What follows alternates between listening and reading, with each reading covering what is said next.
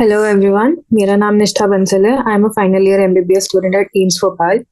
मैं अपना नीट 2020 'ਚ ਦਿੱਤਾ ਸੀਗਾ। ਮੇਰਾ ਰੈਂਕ 484 ਸੀਗਾ ਤੇ ਮਾਰਕਸ 683 ਸੀਗੇ। ਸੋ ਅੱਜ ਆਪਾਂ ਇੱਕ ਨਵਾਂ ਚੈਪਟਰ ਸਟਾਰਟ ਕਰਾਂਗੇ ਜਿਹਦਾ ਨਾਮ ਹੈ cell cycle and cell division. It is the last chapter of this module. ਮਤਲਬ ਕਿ ਜਿਵੇਂ ਤਿੰਨ ਚੈਪਟਰਸ ਨਾਲ ਸੀਗੇ ਨਾ, cell and unit of life, biomolecules ਤੇ ਸੈਲ ਸਾਈਕਲ।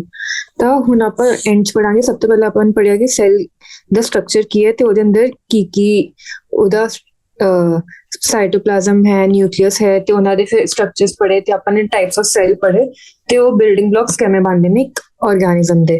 ਤੇ ਉਸ ਤੋਂ ਬਾਅਦ ਫਿਰ ਆਪਾਂ ਨੇ ਪੜਿਆ ਕਿ ਜਿਹੜਾ ਸੈਲ ਹੈ ਉਹ ਉਹਦੇ ਕਨਸਟੀਟੂਐਂਟਸ ਕੀ ਹੈ, ਉਹਦਾ ਮੇਕਅਪ ਕੀ ਹੈ। ਤੇ ਉਸ ਤੋਂ ਬਾਅਦ ਆਪਾਂ ਨੇ ਪੜਿਆ ਕਿ ਜਿਹੜੇ ਮੈਕਰੋਮੋਲੀਕਿਊਲਸ ਹੈ ਤੇ ਮਾਈਕਰੋਮੋਲੀਕਿਊਲਸ ਕੀ ਹੁੰਦੇ ਨੇ, ਉਹਨਾਂ ਦੇ ਮੋਨੋਮਰਸ ਕੀ ਹੁੰਦੇ ਨੇ ਤੇ ਉਹਨਾਂ ਦੀ ਕੈਮੀਕਲ ਐਕਟੀਵਿਟੀ ਕੀ ਰਹਿੰਦੀ ਹੈ। ਤੇ ਉਸ ਤੋਂ ਬਾਅਦ ਫਿਰ ਆਪਾਂ ਨੇ ਇਹ ਵੀ ਪੜਿਆ ਕਿ ਐਂਜ਼ਾਈਮਸ ਕਿਵੇਂ ਇੱਕ ਰਿਐਕਸ਼ਨ ਨੂੰ ਕੈਟਾਲਾਈਜ਼ ਕਰਦੇ ਨੇ। This is the last chapter of this unit ਜੋ ਹੈ cell cycle and cell division.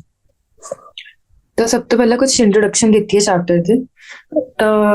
एक बहुत ही बेसिक जी इंट्रोडक्शन है टू स्टार्ट दी चैप्टर की। Are you aware that all the organisms even the largest start their life from a single cell. तो फिर उसके बाद लिखे कि एक सिंगल सेल है then goes on to form such large organisms. Growth and reproduction are characteristics of cells, indeed all living organisms. एक कोई important बोल सकते but as such it is a basic line only. फिर उसके बाद है कि all cells reproduce by division into two with each parental cell giving rise to two daughter cells each time they divide. These newly formed daughter cells can themselves grow and divide, giving rise to a new cell population that is formed by growth and division of a single parental cell and its progeny. उसके बाद है कि in other words, such cycles of growth and division allow a single cell to form a structure consisting of millions of cells. तेरे अंदर basic ही दस्या गया है कि ਜਿਹੜਾ ਇੱਕ ਸੈੱਲ ਹੈ ਉਹ ਜਦੋਂ ਵੀ ਡਿਵਾਈਡ ਕਰਦੇ ਹੋ ਦੋ ਦੇ ਅੰਦਰ ਡਿਵਾਈਡ ਕਰਦੇ ਉਸ ਤੋਂ ਬਾਅਦ ਜਿਹੜਾ ਸੈੱਲ ਨੂੰ ਡਿਵਾਈਡ ਕਰਦੇ ਉਹਨੂੰ ਪੈਰੈਂਟਲ ਸੈੱਲ ਬੋਲਦੇ ਨੇ। ਜਿਹੜੇ ਦੋ ਡਿਵੀਜ਼ਨ ਹੋਣ ਤੋਂ ਬਾਅਦ ਜਿਹੜੇ ਆਪਾਂ ਨੂੰ ਸੈੱਲਸ ਮਿਲਦੇ ਨੇ ਉਹਨਾਂ ਨੂੰ ਡਾਟਰ ਸੈੱਲਸ ਬੋਲਦੇ ਨੇ। ਫਿਰ ਉਸ ਤੋਂ ਬਾਅਦ ਹੈ ਕਿ ਜਿਹੜਾ ਇੱਕ ਸਿੰਗਲ ਡਾਟਰ ਸੈੱਲ ਵੀ ਮਿਲ ਗਿਆ ਉਹ ਵੀ ਉਸ ਤੋਂ ਬਾਅਦ ਅੱਗੇ ਜਾ ਕੇ ਡਿਵਾਈਡ ਹੁੰਦਾ ਤੇ ਉਸਦੇ ਨਾਲ ਵੀ ਅੱਗੇ ਕੰਟੀਨਿਊ ਹੁੰਦੀ ਰਹਿੰਦੀ ਹੈ ਸੈੱਲ ਡਿਵੀਜ਼ਨ। ਹੁਣ ਇਸ ਤੋਂ ਬਾਅਦ ਹੈ ਕਿ ਸੈੱਲ ਸਾਈਕਲ ਕੀ ਹੈ। ਸੈੱਲ ਸਾਈਕਲ ਕੀ ਰਹਿੰਦਾ ਹੈ? Cell cycle is a very important process in all living organisms during the division of a cell. DNA replication and cell growth also takes place. All these processes, that is cell division, DNA replication and growth, hence have to take place in a coordinated way to ensure correct division and formation of progeny cells containing intact genomes. ਹੁਣ ਇਹਦਾ ਕੀ ਮਤਲਬ ਹੈ? ਪਹਿਲਾ ਤਾਂ ਹੈ ਕਿ cell division ਤਾਂ obviously important ਹੈ ਕੋਈ ਵੀ ਲਿਵਿੰਗ ਆਰਗੈਨਿਜ਼ਮ ਲਈ for growth, reproduction and all other aspects of life.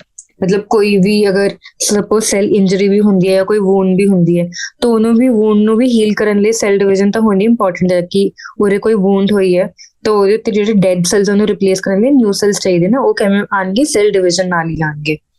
ਤੇ ਸਪੋਜ਼ ਕੋਈ ਸੈੱਲ ਹੈ ਉਹਦੀ ਹੁਣ ਉਹ ਸੈਨੇਸੈਂਸ ਚਲਾ ਗਿਆ। ਸੈਨੇਸੈਂਸ ਮਤਲਬ ਕਿ ਉਹਦਾ ਸੈੱਲ ਦਾ ਜਿਹੜਾ ਲਾਈਫ ਸਾਈਕਲ ਸੀਗਾ, ਉਹ ਲਾਈਫ ਸਪੈਨ ਸੀਗਾ, ਉਹ ਐਂਡ ਤੇ ਆਉਣ ਵਾਲੇ ਤੇ ਉਹਦੀ ਹੁਣ ਸੈੱਲ ਡੈਥ ਹੋਣ ਵਾਲੀ ਹੈ ਤਾਂ ਉਹ ਸੈੱਲ ਦੀ ਜਗ੍ਹਾ ਰਿਪਲੇਸ ਕਰਨ ਲਈ ਵੀ ਅਗਰ ਸੈੱਲ ਡੈਥ ਹੋ ਗਈ ਤਾਂ ਹੋਰ ਨਵੇਂ ਸੈਲਸ ਚਾਹੀਦੇ ਨੇ ਤੇ ਉਹਦੇ ਲਈ ਵੀ ਸੈੱਲ ਡਿਵੀਜ਼ਨ ਹੁੰਦੀ ਹੈ। ਤਾਂ ਸੈੱਲ ਸਾਈਕਲ ਫਰੋਮ ਦੀ ਜਿਵੇਂ ਕਿ ਨਿਊ ਡਾਟਰ ਸੈੱਲ ਆਇਆ ਉਸ ਤੋਂ ਲੈ ਕੇ ਐਂਡ ਤੱਕ ਜਦੋਂ ਤੱਕ ਉਹ ਡਾਟਰ ਸੈੱਲ ਦੀ ਡੈਥ ਹੁੰਦੀ ਹੈ ਉਹ ਪੂਰੇ ਟਾਈਮ ਨੂੰ ਬੋਲਦੇ ਸੈੱਲ ਸਾਈਕਲ। ਤੇ ਉਹਦੇ ਵਿੱਚ ਇਹ ਵੀ ਹੋ ਸਕਦਾ ਕਿ ਉਹ ਕੋਈ ਡਿਵੀਜ਼ਨ ਉਸ ਤੋਂ ਬਾਅਦ ਫਿਰ ਕਰੇ ਜਾਂ ਨਾ ਕਰੇ, ਜਾਂ ਇਹ ਵੀ ਹੋ ਸਕਦਾ ਕਿ ਜਿਹੜਾ ਡਾਟਰ ਸੈੱਲ ਆਇਆ ਉਹ ਅੱਗੇ ਜਾ ਕੇ ਹੋਰ ਡਿਵੀਜ਼ਨ ਕਰਕੇ ਨਿਊ ਡਾਟਰ ਸੈਲਸ ਬਣਾਵੇ, ਜਾਂ ਫਿਰ ਇਹ ਵੀ ਹੋ ਸਕਦਾ ਕਿ ਉਹ ਬਸ ਸੈੱਲ ਆਪਣਾ ਬੇਸਿਕ ਜਿਹੜੇ ਵੀ ਟਿਸ਼ੂ ਦਾ ਕੰਪੋਨੈਂਟ ਹੈ ਉਹ ਜਿਸ ਫੰਕਸ਼ਨ ਲਈ ਉਹ ਸਪੈਸ਼ਲਾਈਜ਼ ਹੈ ਉਹ ਵਰਕ ਕਰਕੇ ਉਸ ਤੋਂ ਬਾਅਦ ਉਹਦੀ ਡੈਥ ਹੋ ਜਾਏ। ਹੁਣ cell division is very important. ਉਸ ਤੋਂ ਬਾਅਦ ਕਿ ਅਗਰ ਕੋਈ ਵੀ ਸੈੱਲ ਡਿਵੀਜ਼ਨ ਹੁੰਦੀ ਹੈ ਉਹਦੇ ਨਾਲ ਕੀ ਪ੍ਰੋਸੈਸਿਸ ਹੁੰਦੇ ਨੇ, ਉਹਦੇ ਨਾਲ DNA ਰੈਪਲੀਕੇਸ਼ਨ ਵੀ ਹੋਏਗੀ ਤੇ ਸੈੱਲ ਗਰੋਥ ਵੀ ਹੋਏਗੀ, ਦੋਨੋਂ ਚੀਜ਼ ਹੋਣਗੀ। ਉਸ ਤੋਂ ਬਾਅਦ ਆਲ ਥੀਸ ਪ੍ਰੋਸੈਸਿਸ ਮਤਲਬ ਕੋਈ ਵੀ ਪ੍ਰੋਸੈਸ ਹੈ ਜਿਵੇਂ ਕਿ ਸੈੱਲ ਡਿਵੀਜ਼ਨ ਦਾ, DNA ਰੈਪਲੀਕੇਸ਼ਨ ਦਾ ਜਾਂ ਸੈੱਲ ਗਰੋਥ ਦਾ, hence have to take place in a coordinated way. ਅਗਰ ਕੋਈ ਵੀ ਪ੍ਰੋਸੈਸ ਹੁੰਦਾ ਅਗਰ ਹੁਣ ਆਪਣੀ ਲਿਵਿੰਗ ਬੋਡੀ ਦੇ ਅੰਦਰ ਕੋਈ ਕਿਸੇ ਵੀ ਲਿਵਿੰਗ ਆਰਗੈਨਿਜ਼ਮ ਦੇ ਕੋਈ ਵੀ ਪ੍ਰੋਸੈਸ ਹੋਣਾ ਤਾਂ ਉਹਦੇ ਉਹਨਾਂ ਸਭ ਦਾ ਇੱਕ ਕੋਆਰਡੀਨੇਟਡ ਵੇ ਹੋਣਾ ਚਾਹੀਦਾ, ਇੱਕ ਪ੍ਰੋਪਰ ਪੈਟਰਨ ਹੋਣਾ ਚਾਹੀਦਾ, ਪ੍ਰੋਪਰ ਪ੍ਰੋਸੀਜਰ ਹੁੰਦਾ ਜਿਹਦੇ ਥਰੂ ਹੀ ਉਹ ਸਾਰੇ ਕੰਮ ਹੁੰਦੇ ਨੇ ਤੇ ਉਹ ਸਾਰੇ functions takes place ਕਰਦੇ ਨੇ to ensure a correct division and formation of progeny cells. Suppose ਅਗਰ ਇਹ coordinated way 'ਚ ਨਹੀਂ ਹੋਇਆ ਤੇ ਇਹਦੇ ਵਿੱਚ ਕੋਈ hindrance ਆ ਗਈ, disruption ਆ ਗਈ ਜਾਂ ਫਿਰ ਕੋਈ ਸਟੈਪ ਮਿਸ ਹੋ ਗਿਆ ਜਾਂ ਫਿਰ ਕੋਈ ਸਟੈਪ ਗਲਤ ਹੋ ਗਿਆ ਤਾਂ ਉਸਦੇ ਕਰਕੇ ਸੈਲ ਡਿਵੀਜ਼ਨ ਪ੍ਰੋਪਰ ਨਹੀਂ ਹੋ ਪਾਏਗੀ ਜਾਂ ਤਾਂ ਫਿਰ ਪ੍ਰੋਜਨੀ ਸੈਲਸ ਬਣਨਗੇ ਹੀ ਨਹੀਂ ਕਿ ਸੈਲ ਸਾਈਕਲ ਉੱਥੇ ਹੀ ਖਤਮ ਹੋ ਜਾਏਗਾ, ਸਟਾਪ ਹੋ ਜਾਏਗਾ, ਜਾਂ ਫਿਰ ਜਿਹੜੇ ਸੈਲਸ ਬਣਨਗੇ ਉਹਨਾਂ ਦੇ ਅੰਦਰ ਕੁਝ ਮਿਊਟੇਸ਼ਨਸ ਹੋਣਗੇ ਜਾਂ ਫਿਰ ਨੋਰਮਲ ਸੈਲਸ ਹੋਣਗੇ ਤੇ ਇਮੀਡੀਏਟਲੀ ਉਹਨਾਂ ਦੀ ਡੈਥ ਹੋ ਜਾਏਗੀ। ਅਗਰ ਡੈਥ ਨਹੀਂ ਹੋਈ ਫਿਰ ਹੋ ਸਕਦੀ ਕਿ ਉਹਨਾਂ ਦੇ ਨਾਲ ਨਿਓਪਲਾਸਟਿਕ ਚੇਂਜਸ ਆ ਗਏ ਤੇ ਅੱਗੇ ਉਹ ਟਿਊਮਰ ਸੈਲਸ ਦੀ ਤਰ੍ਹਾਂ ਬਣਨੇ ਸ਼ੁਰੂ ਹੋ ਜਾਣਗੇ ਜਾਂ ਫਿਰ ਸੈਲ ਦੇ ਅੰਦਰ ਹੋਰ ਵੀ ਮਿਊਟੇਸ਼ਨਸ ਆ ਗਏ ਤੇ ਉਹਨਾਂ ਦੇ ਅੰਦਰ ਹੋਰ ਵੇਰੀਅਸ ਡਿਜ਼ੀਜ਼ਸ ਹੋ ਸਕਦੇ ਨੇ, ਕੋਈ ਵੀ ਮੈਟਾਬੋਲਿਕ ਡਿਜ਼ੀਜ਼ ਜਾਂ ਫਿਰ ਹੋਰ ਵੀ ਕੋਈ ਜੈਨੇਟਿਕ ਡਿਜ਼ੀਜ਼। ਫਿਰ ਉਸ ਤੋਂ ਬਾਅਦ ਆਇਆ ਕਿ ਕਰੈਕਟ ਡਿਵੀਜ਼ਨ ਤੇ ਫਾਰਮੇਸ਼ਨ ਆਫ ਪ੍ਰੋਜਨੀ ਸੈਲਸ ਲਈ ਇੰਟੈਕਟ ਜੀਨੋਮ ਇੰਪੋਰਟੈਂਟ ਹੈ ਕਿਉਂਕਿ ਜੀਨੋਮ ਹੀ ਹੈ ਜਿਹੜਾ ਬੇਸਿਕ ਫੰਕਸ਼ਨ ਆਫ ਸੈਲ ਨੂੰ ਗਵਰਨ ਕਰਦਾ ਹੈ। ਉਹ ਜੀਨੋਮ ਦੇ ਬੇਸਿਸ ਤੇ ਹੀ ਟ੍ਰਾਂਸਕ੍ਰਿਪਸ਼ਨ ਟ੍ਰਾਂਸਲੇਸ਼ਨ ਦੇ ਥਰੂ ਪ੍ਰੋਟੀਨ ਸਿੰਥੇਸਿਸ ਹੁੰਦੇ ਤੇ ਬਾਕੀ ਸਾਰੇ ਬਾਇਓਲੋਜੀਕਲ ਪ੍ਰੋਸੈਸਸ ਹੁੰਦੇ ਨੇ। The sequence of event by which cell duplicates its genome, synthesizes the other constituents of the cell, and eventually divides into two daughter cells is termed cell cycle. हुने दित्ती गई हो रही cell cycle की definition. This is important for your theory exams as well. Obviously, तो MCQ तो बनेगा ही, तो ये need लिए भी important है ये line. कि the sequence of events by which cell duplicates its genome. Genome the duplication ਹੋ ਗਈ, ਫਿਰ ਉਸ ਤੋਂ ਬਾਅਦ ਸਿੰਥੇਸਾਈਜ਼ਸ ਅਦਰ ਕਨਸਟੀਟੂਐਂਟਸ ਆਫ ਦ ਸੈਲ। ਅਗਰ ਸਪੋਜ਼ ਕੋਈ ਵੀ ਸੈਲ ਨੂੰ ਡਿਵਾਈਡ ਕਰਨਾ ਹੈ ਤਾਂ ਸਿਰਫ ਨਿਊਕਲੀਅਸ ਹੀ ਨਹੀਂ ਹੈ ਨਾ ਜਿਹੜਾ ਚਾਹੀਦਾ, ਸੈਲ ਦੇ ਬਾਕੀ ਸਾਈਟੋਪਲਾਜ਼ਮ ਤੇ ਉਹਦੀ ਆਰਗੇਨੇਲੀਜ਼, ਮਾਈਟੋਕੌਂਡਰੀਆ, ਰਾਈਬੋਸੋਮ, ਵਗੈਰਾ ਸਭ ਕੁਝ ਚਾਹੀਦਾ, ਤਾਂ ਉਹਨਾਂ ਦਾ ਸਿੰਥੇਸਿਸ ਵੀ ਹੋਣਾ ਇੰਪੋਰਟੈਂਟ ਹੈ। And eventually divides into two daughter cells. Eventually ਇਹ ਤਾਂ ਹੋ ਗਿਆ ਕਿ ਸੈਲ ਦੇ ਅੰਦਰ ਜਿੰਨਾ ਵੀ ਮਟੀਰੀਅਲ ਹੈ, ਮਤਲਬ ਜਿੰਨਾ ਵੀ ਸਾਈਟੋਪਲਾਜ਼ਮ ਹੈ, ਜਿਹੜਾ ਵੀ ਜੈਨੇਟਿਕ ਮਟੀਰੀਅਲ ਹੈ, ਉਹ ਸਭ ਮਲਟੀਪਲਾਈ ਕਰ ਗਿਆ ਹੈ, ਬਟ ਉਸ ਤੋਂ ਬਾਅਦ ਸੈਲ ਦਾ ਡਿਵੀਜ਼ਨ ਹੋਣਾ ਵੀ ਇੰਪੋਰਟੈਂਟ ਹੈ ਫਰਸਟ, ਤਾਂ ਹੀ ਉਹਨੂੰ ਪੂਰਾ ਐਵੇਂ ਸੈਲ ਸਾਈਕਲ ਬੋਲਾਂਗੇ ਤੇ ਸੈਲ ਡਿਵੀਜ਼ਨ ਬੋਲਾਂਗੇ ਕਿ ਹੋਈ ਹੈ। All this cell growth in terms of cytoplasm increase is a continuous process. DNA synthesis only occurs during one specific stage in the cell cycle. ਹੁਣ ਇਹ ਇੱਕ ਬਹੁਤ ਹੀ ਇੰਪੋਰਟੈਂਟ ਲਾਈਨ ਹੈ, ਇਹਦਾ ਮਤਲਬ ਅੱਗੇ ਜਾ ਕੇ ਸੈਲ ਸਾਈਕਲ ਦੇ ਜਦੋਂ ਆਪਾਂ ਫੇਜ਼ਸ ਪੜਾਂਗੇ ਉਹਦੇ ਨਾਲ ਸਮਝ ਆ ਜਾਏਗਾ ਕਿ ਜਿਹੜਾ ਗਰੋਥ ਹੈ, ਸੈਲ ਗਰੋਥ, ਉਹ ਤੇ ਕੰਟੀਨਿਊਸ ਪ੍ਰੋਸੈਸ ਹੈ ਕਿ ਸਾਈਟੋਪਲਾਜ਼ਮ ਤੇ ਇੰਕਰੀਜ਼ ਹੋਏਗਾ ਹੀ, ਬਟ ਜਿਹੜਾ DNA ਸਿੰਥੇਸਿਸ ਹੈ ਨਾ ਉਹ ਇੱਕ ਸਿਰਫ ਸਪੈਸੀਫਿਕ ਫੇਜ਼ ਦੇ ਟਾਈਮ ਹੁੰਦੇ, ਸਪੈਸੀਫਿਕ ਸਟੇਜ ਤੇ ਹੁੰਦੇ ਸੈਲ ਸਾਈਕਲਸ, ਜਿਹਨੂੰ ਕਿ ਆਪਾਂ ਬੋਲਾਂਗੇ S ਫੇਜ਼। ਉਸ ਤੋਂ ਬਾਅਦ S ਫੇਜ਼ ਉਹ ਆਪਾਂ ਲਿਖ ਕੇ ਰੱਖ ਦਿੰਦੇ। फिर उसके बाद the replicated chromosomes are then distributed into daughter nuclei by complex series of events. Replicated chromosomes है वो distribute हो जाएंगे, एक complex series of events होएगी during the cell division. These events are themselves under genetic control. ठीक है, मतलब ਜਿਹੜਾ genetic control है, ਜਿਹੜਾ अपना chromosomal material है या फिर DNA है, ਉਹਦੇ ਅੰਦਰ ਸੈਲ ਸਾਈਕਲ ਨੂੰ, ਸੈਲ ਡਿਵੀਜ਼ਨ ਨੂੰ ਗਵਰਨ ਕਰਨ ਲਈ ਵੀ ਜੀਨਸ ਹੈਗੀਆਂ ਨੇ ਤੇ ਉਹੀ ਜੀਨਸ ਹੈ ਜਿਹੜਾ ਇਹ ਸੈਲ ਸਾਈਕਲ ਨੂੰ ਵੀ ਗਵਰਨ ਕਰਦੇ ਨੇ। ਜੀਨਸ ਇਹ ਵੀ ਡਿਸਾਈਡ ਕਰਦੇ ਨੇ ਕਿ ਕਿਸੇ ਸੈਲ ਦਾ ਲਾਈਫ ਸਪੈਨ ਕੀ ਹੈ ਤੇ ਉਹਦੀ ਡੈਥ ਕਦੋਂ ਹੋਣੀ ਹੈ। ਅਗਰ ਸਪੋਜ਼ ਇਹਨਾਂ ਵਾਲੀ ਸੈਲ ਡਿਵੀਜ਼ਨ ਵਾਲੀ ਜੀਨਸ ਦੇ ਅੰਦਰ ਕੋਈ ਮਿਊਟੇਸ਼ਨ ਹੋ ਗਈ ਜਾਂ ਫਿਰ ਕੁਝ ਚੇਂਜ ਆ ਗਿਆ ਜਾਂ ਫਿਰ ਕੁਝ ਮਿਊਟੈਂਟ ਆ ਗਿਆ ਤਾਂ ਜਾਂ ਫਿਰ ਕੋਈ ਡਿਫਰੈਂਟ ਅਲੀਲ ਹੋਵੇ ਡਿਫਰੈਂਟ ਆਰਗੈਨਿਜ਼ਮਸ ਦੇ ਅੰਦਰ, ਤਾਂ ਉਹਨਾਂ ਦੇ ਕਰਕੇ ਵੀ ਡਿਫਰੈਂਟ ਸੈਲਸ ਡਿਫਰੈਂਟ ਕੈਰੈਕਟਰਿਸਟਿਕਸ ਐਗਜ਼ਿਬਿਟ ਕਰ ਸਕਦੇ ਨੇ। ਸਪੋਜ਼ ਕੋਈ ਸੈਲ ਹੈ ਕਿ ਉਹਦੇ ਨਾਲ ਅਪੋਪਟੋਸਿਸ ਨਹੀਂ ਹੋ ਰਿਹਾ ਤਾਂ ਮਤਲਬ ਉਹ ਸੈਲ ਤਾਂ ਬਹੁਤ ਜ਼ਿਆਦਾ ਟਾਈਮ ਲਈ ਉਹਦੀ ਡੈਥ ਹੀ ਨਹੀਂ ਹੋਏਗੀ, ਤੇ ਐਵੇਂ ਹੀ ਕਰਕੇ ਜਿਹੜੇ ਸੈਲਸ ਉਹ ਸਾਰੇ ਨਿਓਪਲਾਸਟਿਕ ਚੇਂਜਸ ਹੋ ਜਾਂਦੇ ਨੇ ਉਹਨਾਂ ਦੇ ਅੰਦਰ ਤੇ ਉਹ ਟਿਊਮਰ ਸੈਲਸ ਬਣ ਜਾਂਦੇ ਨੇ। ਹੁਣ ਆਏਗਾ ਕਿ ਫੇਜ਼ਸ ਆਫ ਸੈਲ ਸਾਈਕਲ ਕੀ ਹੈ।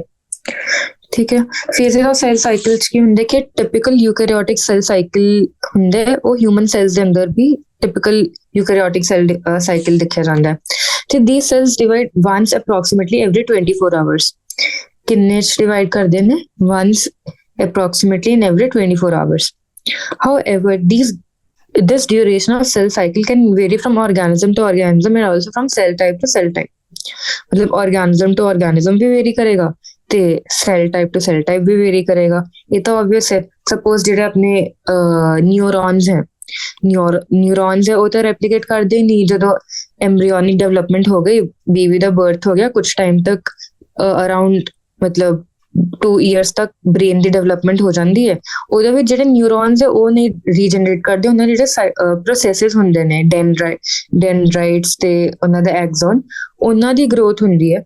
ਤੇ ਉਹ ਹੋਣ ਤੋਂ ਬਾਅਦ ਤੇ ਨਿਊਰੋਨਸ ਅਗਰ ਇੱਕ ਵਾਰ ਨਿਊਰੋਨਲ ਡੈਥ ਹੋ ਗਈ ਹੈ ਤਾਂ ਉਹਦੇ ਦਾ ਡਿਵੀਜ਼ਨ ਹੁੰਦੀ ਹੀ ਨਹੀਂ ਹੈ, ਤਾਂ ਕਰਕੇ ਉਹ ਇਰਰਿਪਲੇਸੇਬਲ ਹੋ ਜਾਏਗਾ। ਬਟ ਉਸਦੇ ਆਪੋਜ਼ਿਟ ਅਗਰ ਦੇਖਿਆ ਜਾਵੇ, ਐਪੀਥੀਲੀਅਲ ਟਿਸ਼ੂ ਹੈ ਉਹ it is highly dividing tissue. ਜਿਵੇਂ ਆਪਣੀ ਸਕਿਨ ਹੈ, ਸਕਿਨ ਵੀ ਪੂਰੀ ਕੈਰਾਟਿਨਾਈਜ਼ ਸਟ੍ਰੈਟੀਫਾਈਡ ਸਕੁਆਮਸ ਐਪੀਥੀਲੀਅਮ ਹੈ। ਤਾਂ ਉਹ ਤਾਂ ਰੋਜ਼ ਮਤਲਬ ਡਿਵਾਈਡ ਕਰਦੇ ਰਹਿੰਦੇ ਆ। ਆਪਾਂ ਕਾਫੀ ਵਾਰ ਦੇਖਦੇ ਹੋਵਾਂਗੇ ਕਿ ਸਕਿਨ ਦੀ ਪੀਲਿੰਗ ਹੋ ਰਹੀ ਹੈ ਜਾਂ ਫਿਰ ਕੋਈ ਰੈਸ਼ ਹੋ ਗਿਆ, ਵੂੰਡ ਹੋ ਗਈ, ਤਾਂ ਆਫਟਰ ਸਮ ਟਾਈਮ ਆਫਟਰ ਜਿਵੇਂ ਕਿ ਅਗਰ ਰੈਸ਼ਿਸ ਹੈ ਤਾਂ 1 to 2 weeks ਦੇ ਅੰਦਰ ਉਹ ਰਿਜ਼ੋਲਵ ਹੋ ਜਾਂਦੇ ਨੇ, ਉਹਨਾਂ ਦੀ ਕਿਉਰ ਹੋ ਜਾਂਦੇ ਨੇ ਤੇ ਜਿਹੜੀ ਬਾਕੀ ਆਪਣੀ ਨਾਰਮਲ ਸਕਿਨ ਹੈ ਉਹ ਠੀਕ ਉਹਨਾਂ ਦੀ ਜਗ੍ਹਾ ਲੈ ਲੈਂਦੀ ਹੈ। ਤਾਂ ਮਤਲਬ ਇਹ ਤਾਂ ਡਿਵਾਈਡਿੰਗ ਟਿਸ਼ੂ ਹੈ।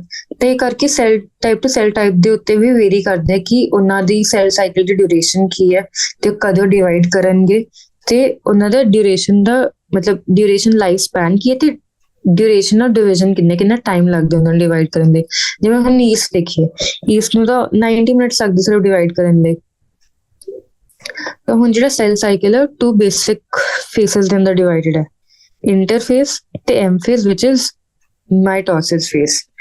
ਹੁਣ ਜਿਹੜਾ ਐਮ ਫੇਸ ਹੈ ਨਾ, ਇਹ ਮਿਓਸਿਸ ਤੇ ਮਾਈਟੋਸਿਸ ਲਈ ਡਿਫਰੈਂਟ ਹੁੰਦਾ। ਮਾਈਟੋਸਿਸ ਦੇ ਅੰਦਰ ਜਿਹੜਾ ਆਪਣਾ ਜੈਨੇਟਿਕ ਮਟੀਰੀਅਲ ਹੈ ਉਹ ਸੇਮ ਰਹਿੰਦਾ। ਜਿਵੇਂ ਸਪੋਜ਼ ਫॉर ਐਗਜ਼ਾਮਪਲ ਆਪਾਂ ਹੁਣ ਹਿਊਮਨਸ ਦੀ ਗੱਲ ਕਰੀਏ ਕ੍ਰੋਮੋਸੋਮ ਨੰਬਰ ਦੇ ਟਰਮਸ, ਤਾਂ ਹਿਊਮਨਸ ਦੇ ਅੰਦਰ ਕੀ ਹੁੰਦੇ ਨੇ 46 + XY ਮਤਲਬ 23 ਪੇਅਰਸ ਹੈ ਜਿਨ੍ਹਾਂ ਦੇ ਅੰਦਰ ਲਾਸਟ ਪੇਅਰ ਆਪਣਾ XX ਜਾਂ ਫਿਰ XY ਹੋਏਗਾ। ਠੀਕ ਹੈ, ਤਾਂ ਉਸ ਤੋਂ ਬਾਅਦ ਆਪਾਂ ਕੀ ਕਰਾਂ ਆਪਾਂ 44 + XY ਲਿਖਦੇ ਹਾਂ। ਠੀਕ ਹੈ, ਹੁਣ ਜਿਹੜਾ ਮਾਈਟੋਸਿਸ ਹੋਇਆ, ਮਾਈਟੋਸਿਸ ਦੇ ਅੰਦਰ ਤੇ 46 ਨੰਬਰ ਕਾਂਸਟੈਂਟ ਹੀ ਰਹੇਗਾ, ਬਟ ਮਿਓਸਿਸ ਦੇ ਅੰਦਰ ਉਹ ਡਿਵਾਈਡ ਹੋ ਜਾਏਗਾ ਕਿ 23 ਕ੍ਰੋਮੋਸੋਮਸ ਹੀ ਰਹਿਣਗੇ ਤੇ ਜੈਨੇਟਿਕ ਮਟੀਰੀਅਲ ਹਾਫ ਹੋ ਜਾਏਗਾ।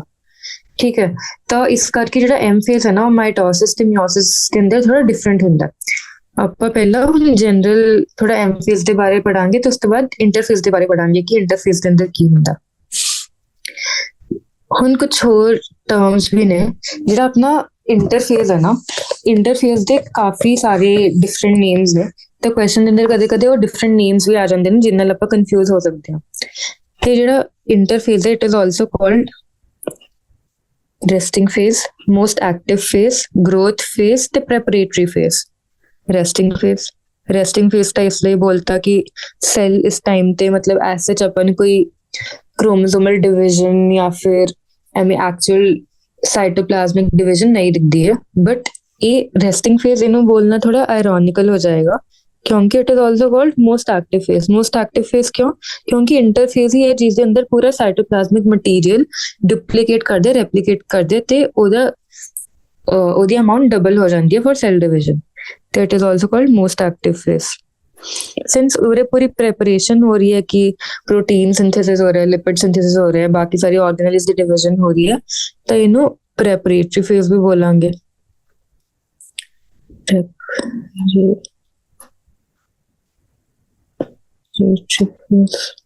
ਉਸ ਤੋਂ ਬਾਅਦ it is also called growth face ਕਿਉਂਕਿ ਗਰੋਥ ਤਾਂ ਆਬਵੀਅਸਲੀ ਹੋ ਹੀ ਰਹੀ ਹੈ ਇਹਦੇ ਅੰਦਰ। ਠੀਕ ਹੈ, ਹੁਣ ਜਿਹੜਾ ਇੰਟਰਫੇਸ ਹੈ ਨਾ it is the longest phase of cell cycle. Interface is the longest phase of cell cycle. ਉਸ ਤੋਂ ਬਾਅਦ ਜਿਹੜਾ M phase या माइटोसिस phase है, it is called the most dynamic phase ਕਿਉਂਕਿ ਇਹਦੇ ਅੰਦਰ ਆਪਾਂ ਨੂੰ ਐਕਚੁਅਲੀ ਮਾਈਕਰੋਸਕੋਪ ਦੇ ਅੰਦਰ ਅਗਰ ਆਪਾਂ ਦੇਖਾਂਗੇ ਤੇ ਆਪਾਂ ਨੂੰ ਇੱਕ ਲਾਈਨ ਦੇ ਅੰਦਰ ਸਾਰੇ ਸਾਈਟੋਕ੍ਰੋਮਸ ਨੇ, ਕ੍ਰੋਮੋਸੋਮਸ ਅਲਾਈਨ ਹੁੰਦੇ ਦਿਖਣਗੇ ਆਪਾਂ ਨੂੰ, ਸੈਂਟਰੀਓਲਸ ਦਿਖਣਗੇ, ਫਿਰ ਆਪਾਂ ਨੂੰ ਸਪਿੰਡਲ ਫਾਈਬਰਸ ਵਗੈਰਾ ਸਭ ਇਸੇ ਦੇ ਅੰਦਰ ਦਿਖਦਾ, which is mitosis phase or M phase. So it is called the most dynamic phase and also called the most dramatic phase. Most dramatic phase. ठीक है, उसके बाद हम आगे कि जो M phase है, the M phase represents the phase when the actual cell division or the mitosis occur. ਜਿਵੇਂ ਕਿ ਉਹਨੇ ਦੱਸਿਆ ਗਿਆ ਕਿ actual cell division ਜਾਂ ਫਿਰ mitosis ਜਿਹੜੀ ਆਪਾਂ ਨੂੰ ਦਿਖਦੀ ਹੈ ਉਹ M phase ਦੇ ਅੰਦਰ ਹੀ ਹੁੰਦੀ ਹੈ, and the interphase represents the phase between the two successive M phase ਦੇ ਵਿੱਚ ਜਿਹੜਾ ਵੀ time period ਹੁੰਦਾ ਉਹਨੂੰ ਆਪਾਂ ਬੋਲਾਂਗੇ interphase. It is significant to note that in 24 hours, average duration of cell cycle of the human cell division proper lasts only for about an hour, and the interphase has last more than 95% of the duration of cell cycle. ਇਸ ਕਰਕੇ ਜਿਹੜਾ M phase interphase ਹੈ, that is the longest phase. Interphase 95% of the duration of cell cycle. ਜਿਹੜਾ proper cell division है, duration of cell cycle, cell division proper lasts only for an hour. ठीक है, ਉਸ ਤੋਂ ਬਾਅਦ ਜਿਹੜਾ M phase ਹੈ starts with nuclear division corresponding to separation of daughter chromosomes and usually ends with the division of cytoplasm. ਤੇ daughter division chromosomes ਦੀ separation ਨੂੰ ਬੋਲਾਂਗੇ karyokinesis. This division of cytoplasm is called cytokinesis. ਤੇ important terms ਨੇ ਯਾਦ ਰੱਖਣਾ ਚਾਹੀਦਾ। ਤੇ ਹੁਣ ਉਰੇ ਵੀ MCQ ਬਣ ਸਕਦੇ ਕਿ corresponds to the separation ਕਿ starts with nuclear division ਹੁੰਦਾ ਤੇ end ਕਿਹਦੇ ਨਾਲ ਹੁੰਦਾ, ends with division of cytoplasm.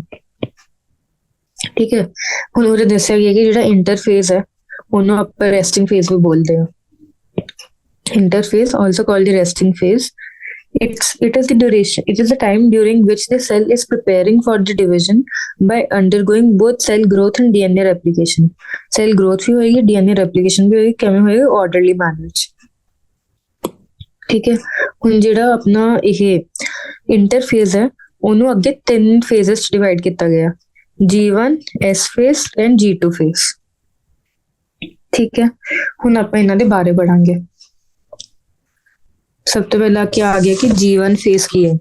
ਜਿਹੜਾ G1 phase ਹੈ ਹੁਣ ਆਪਾਂ ਇੱਕ ਡਾਇਗਰਾਮ ਦਿੱਤੀ ਗਈ ਹੈ, ਇਹਨੂੰ ਉਸ ਤੋਂ ਬਾਅਦ ਵਾਪਸ ਪਹਿਲਾਂ ਓਵਰਵਿਊ ਲਵਾਂਗੇ ਇੰਟਰਫੇਸ ਦਾ ਤੇ ਡਾਇਗਰਾਮ ਤੇ ਵਾਪਸ ਆਉਂਦੇ ਤੇ ਡਿਟੇਲਸ ਫਿਰ ਕਵਰ ਕਰਾਂਗੇ ਇਹਨੂੰ ਕਿ G1 phase ਹੈ, S phase ਹੈ, G2 phase ਹੈ, ਉਸ ਤੋਂ ਬਾਅਦ M phase ਹੈ। M phase ਦੇ ਸਟੇजेस ਲਿਖਿਆ ਨੇ ਉਰੇ, ਪ੍ਰੋਫੇਸ, ਮੈਟਾਫੇਸ, ਐਨਾਫੇਸ, ਟੀਲੋਫੇਸ ਤੇ ਐਂਡ ਤੇ ਸਾਈਟੋਕਾਈਨੇਸਿਸ।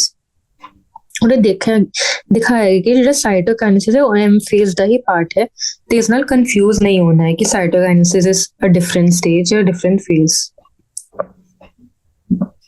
ਹੁਣ ਜਿਹੜਾ G1 phase ਹੈ ਇਹ ਕੋਰਸਪੌਂਡ ਕਿਹਦੇ ਨਾਲ ਕਰਦੇ, interval between mitosis and initiation of DNA replication. Interval between mitosis, ਹੁਣ ਉਹਦੇ ਮਾਈਟੋਸਿਸ ਦਾ ਕੀ ਮਤਲਬ ਹੈ, ਉਹਦੇ ਮਾਈਟੋਸਿਸ ਦਾ ਮਤਲਬ ਹੈ ਕਿ M phase ਜਦੋਂ ਖਤਮ ਹੋ ਗਿਆ, end of M phase ਤੇ ਉਸ ਤੋਂ ਬਾਅਦ ਇਨੀਸ਼ੀਏਸ਼ਨ ਆਫ DNA ਰੈਪਲੀਕੇਸ਼ਨ, ਇਹਨਾਂ ਦੋਨਾਂ ਦੇ ਵਿੱਚ ਦਾ ਜਿਹੜਾ ਟਾਈਮ ਹੈ ਉਹਨੂੰ ਆਪਾਂ ਬੋਲਾਂਗੇ G1 phase। ਨਾਲੇ ਹੁਣ ਡਿਊਰਿੰਗ G1 phase ਕੀ ਹੁੰਦਾ, cell is metabolically active, continuously grows but do not replicate its DNA। metabolically active ਵੀ ਹੋਏਗਾ, growth ਵੀ continuously ਹੋਏਗੀ but DNA replication ਨਹੀਂ ਹੁੰਦੀ। ਔਰ ਹੁਣ ਜਿਹੜਾ S phase ਜਾਂ synthesis phase ਹੈ ਇਹ ਕਿਹੜਾ ਪੀਰੀਅਡ ਹੁੰਦਾ, marks the period during which DNA synthesis or replication takes place। ਹੁਣ ਅਗਰ ਪੁੱਛਿਆ ਜਾਵੇ ਕਿ ਸੈਲ ਸਾਈਕਲ ਦੇ ਕਿਹੜੇ ਫੇਜ਼ ਦੇ ਅੰਦਰ DNA ਰੈਪਲੀਕੇਸ਼ਨ ਜਾਂ ਫਿਰ DNA ਸਿੰਥੇਸਿਸ ਹੁੰਦਾ ਤਾਂ ਉਹਨੂੰ ਆਪਾਂ ਬੋਲਾਂਗੇ S phase ਜਾਂ ਫਿਰ synthesis phase।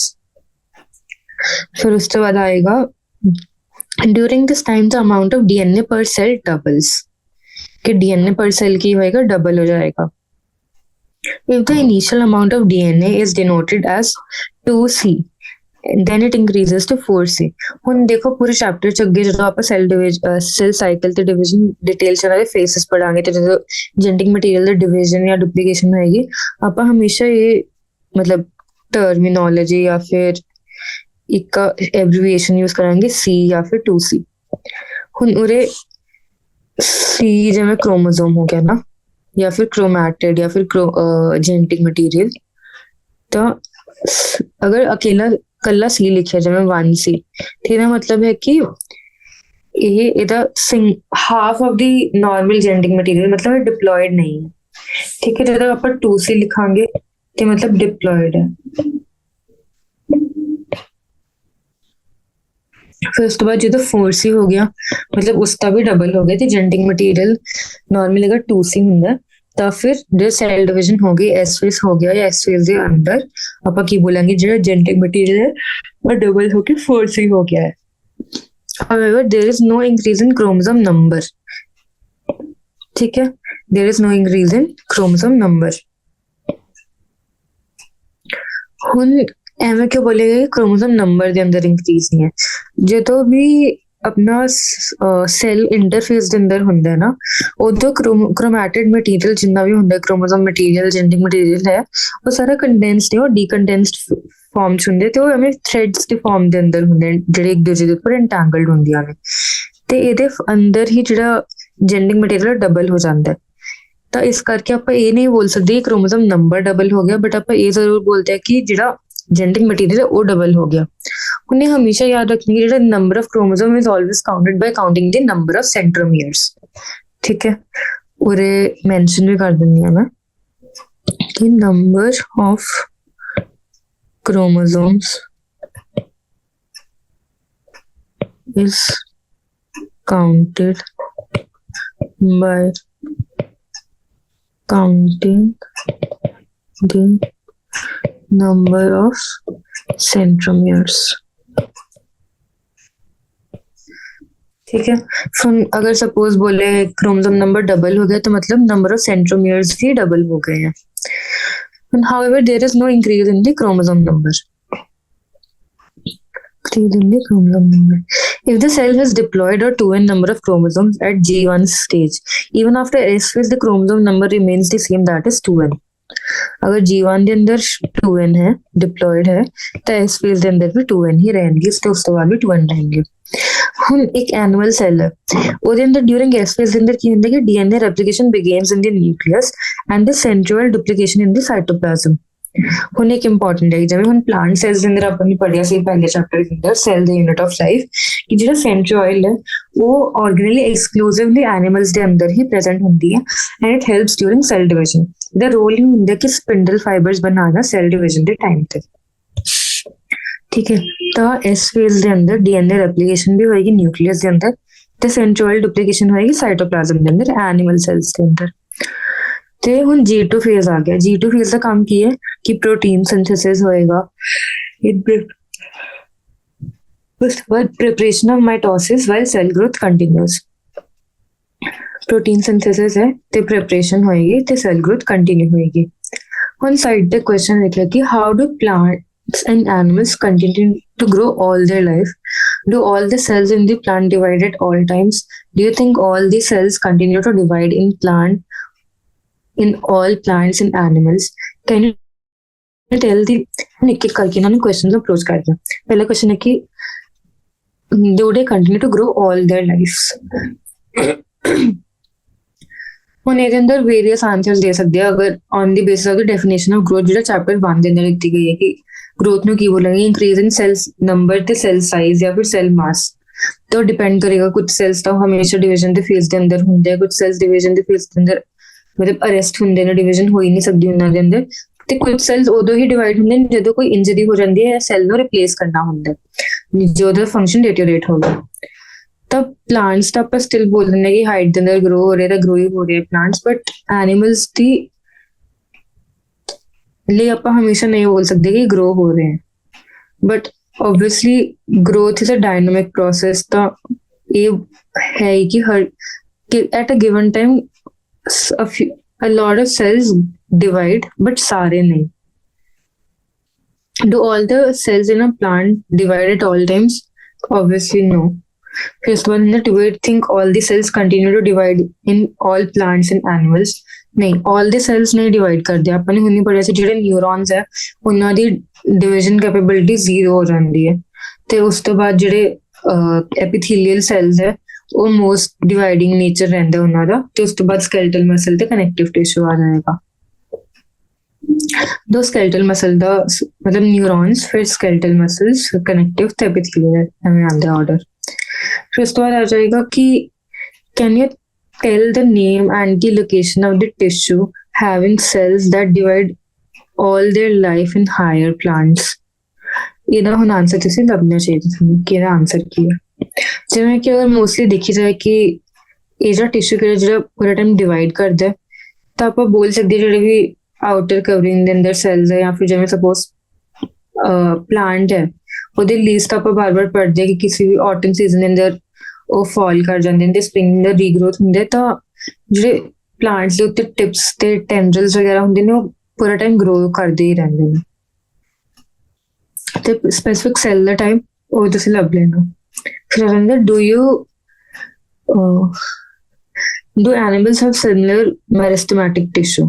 मैंने बोल ਦਿੱਤਾ ਕਿ ਜਿਹੜਾ ਪਲਾਂਟਸ ਦੇ ਅੰਦਰ ਟਿਸ਼ੂ ਹੁੰਦਾ ਉਹ ਮੈਰਿਸਟਮੈਟਿਕ ਟਿਸ਼ੂ ਜਿਹੜਾ ਪੂਰਾ ਟਾਈਮ ਡਿਵਾਈਡ ਕਰਦਾ ਰਹਿੰਦਾ। ਠੀਕ ਹੈ, ਐਨੀਮਲਸ ਦੇ ਅੰਦਰ ਐਸਾ ਨਹੀਂ ਹੈ।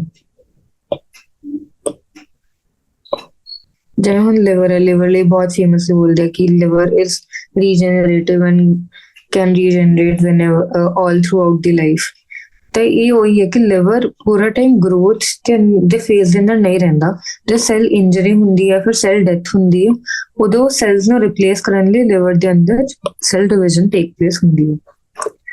ਹੁਣ ਜਿਵੇਂ ਕਿ ਆਪਾਂ ਅਗਰ ਬਲੱਡ ਦੀ ਗੱਲ ਕਰੀਏ ਤਾਂ ਫਿਰ ਹਰ ਇੱਕ ਸੈਲ ਦਾ ਬਲੱਡ ਟਾਈਪ ਨਹੀਂ, ਹਰ ਇੱਕ ਸੈਲ ਟਾਈਪ ਦਾ ਇੱਕ ਗਿਵਨ ਲਾਈਫ ਸਪੈਨ ਹੈ ਕਿ ਆਰਬੀਸੀ ਦਾ 120 ਡੇਜ਼ ਹੈ, ਪਲੇਟਲੇਟਸ ਦਾ ਉਸ ਤੋਂ ਘੱਟ ਹੈ, ਤੇ ਫਿਰ ਆਰਬੀਸੀਸ ਦੇ ਅੰਦਰ ਡਬਲਯੂਬੀਸੀਸ ਦੇ ਅੰਦਰ ਵੀ ਡਿਫਰੈਂਟ ਟਾਈਪਸ ਨੇ ਤੇ ਉਹਨਾਂ ਦਾ ਵੀ ਲਾਈਫ ਸਪੈਨ ਡਿਫਰੈਂਟ ਹੁੰਦਾ। ਫਿਰ ਉਸ ਤੋਂ ਬਾਅਦ ਆ ਜਾਂਦਾ ਅੱਗੇ ਆਪਾਂ some cells in the adult animal do not appear to exhibit division. That is, for example, heart cells, and many other cells divide only occasionally as needed to replace the cells that have been lost because of the injury or cell death. ठीक है, ਹੁਣ ਆਪਾਂ ਨੇ just ਗੱਲ ਕਰਕੇ ਚੁੱਕੇ ਹਾਂ ਕਿ some do not exhibit division, ਜਿਵੇਂ ਕਿ cardiac muscle ਹੋ ਗਏ, ਉਹ ਵੀ division exhibit ਨਹੀਂ ਕਰਦੀ ਹੈ।